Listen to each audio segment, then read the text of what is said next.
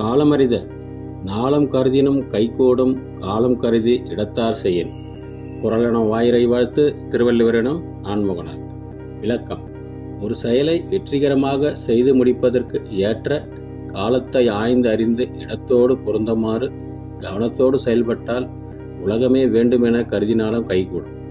இதை ஒரு வார்த்தையில் சுருக்கமாக சொல்ல வேண்டுமானால் காலமும் கவனமும். இதோ அடுத்து வருகின்ற ஒளிப்பதிவில் காலம் இடமறிந்து செயல்படுதல் பற்றி ஓர் எடுத்துக்காட்டுடன் காண்பிக்கப்படுகிறது. நன்றி, வணக்கம்.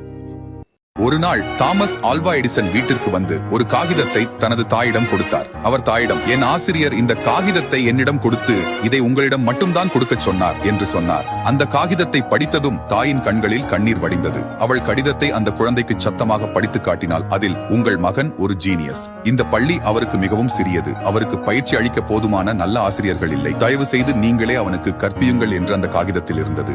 பல ஆண்டுகளுக்கு பிறகு எடிசனின் தாயார் இறந்த பிறகு அவர் பழைய குடும்ப பொருட்களை பார்த்து கொண்டிருந்தார். இப்போது நூற்றாண்டில் மிகச்சிறந்த கண்டுபிடிப்பாளர்களில் ஒருவரான எடிசன் திடீரென்று ஒரு பழைய தாளை டெஸ்கில் கண்டார். அதை எடுத்து திறந்து பார்த்தார். அதில் இவ்வாறு எழுதியிருந்தது: உங்கள் மகன் மனநலம் பாதிக்கப்பட்டவர். இனி அவரை பள்ளிக்கு வர அனுமதிக்க மாட்டோம்.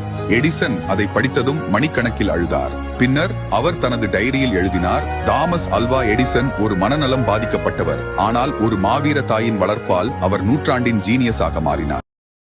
ஆஹா, ஆளை பார்த்தா டம்மி பீஸா இருக்க, பயங்கரமான ஆளா இருக்கேடா.